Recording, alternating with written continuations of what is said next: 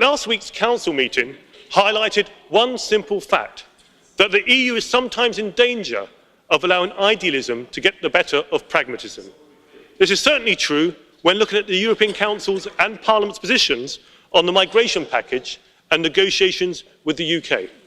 Now, the ECR Group welcomes much of the Council's current strategy in tackling the migration crisis, closing trafficking routes across the Mediterranean, strengthening cooperation with international partners, returning unsuccessful applicants, and strengthening the role of Frontex.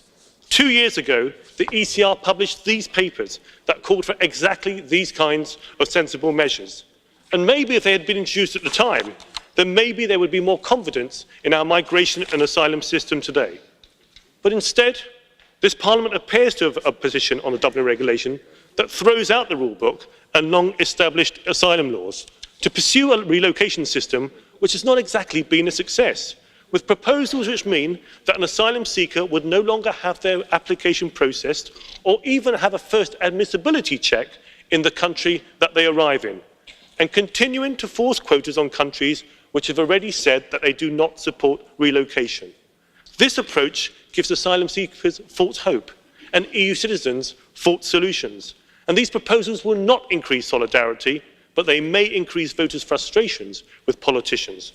So please, let us rethink the unintended consequences of the Parliament's proposals in a pragmatic way.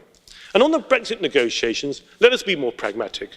As a British MEP who leads one of the largest political groups in this House, who enjoys good relations with people on both sides of the negotiating table, and who, like Jean-Claude, wants a mutually beneficial deal, I hope that we avoid becoming trapped by the sequencing of negotiations.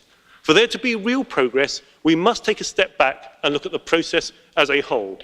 Just as there needs to be an understanding from the UK as to where the EU27 are coming from, there also needs to be an understanding from the EU27 as to where the British people are coming from.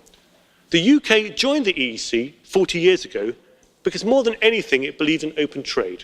That remains the UK's main motivation for its current relationship with the EU, and it will be a major motivation in creating the UK's future relationship with the EU and vice versa. So perhaps the more the EU talks about the issues that resonate with the UK, it may find that the UK is more willing to give concessions on the issues that the EU27 care most about and prioritise. So on both migration and UK negotiations, we may all find that while idealism may be a wonderful way to view the world, and sequencing may appear to be perfectly logical, it will be pragmatism that delivers the solutions that we all want to see.